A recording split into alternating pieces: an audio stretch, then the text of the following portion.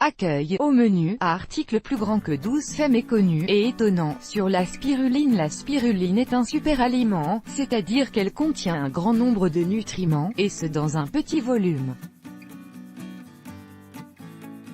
Elle est réputée notamment pour fournir des protéines d'excellente qualité, du fer, des vitamines, mais aussi des minéraux et des oligo-éléments. Ce n'est pas pour rien qu'on la surnomme l'aliment le plus riche de la planète. Vous pensiez tout savoir sur ce puissant aliment? Voici 12 faits étonnants sur la spiruline. 1. La spiruline n'est pas un végétal, mais une bactérie. Bien que surnommée algue bleu-vert, elle est une cyanobactérie, c'est-à-dire une bactérie bleue. 2. La spiruline est un aliment plurimillénaire. Les Aztèques par exemple, qui la dénommaient Tecutlatl, la consommaient déjà il y a 5000 ans. 3. Il existe 35 variétés de spiruline dont la plus populaire est la Spirulina platensis.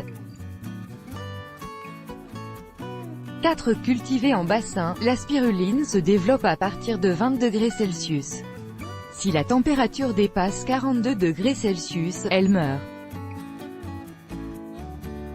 5. La spiruline est l'aliment qui possède le plus fort taux de protéines.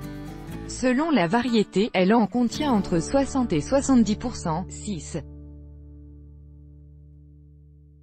La spiruline fournit des protéines végétales complètes, composées des 8 acides aminés essentiels.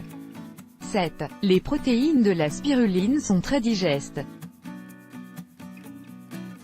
La cellulose de la spiruline ne comprenant pas de parois cellulaires, le taux de digestibilité de ces protéines avoisine les 90%.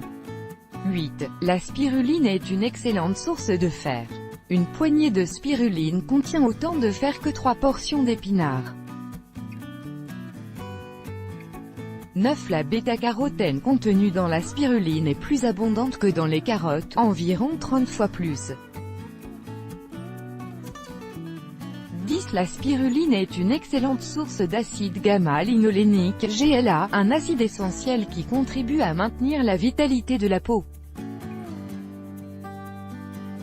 11. La production de la spiruline ne requiert que 2% de l'eau requise pour produire des protéines de bœuf. 12. En raison de la richesse nutritionnelle de la spiruline, il est conseillé de la consommer progressivement et de commencer par de petites doses.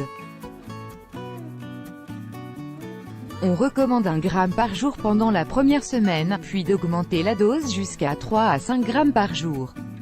Où acheter de la spiruline de qualité? Article lié ailleurs sur le web.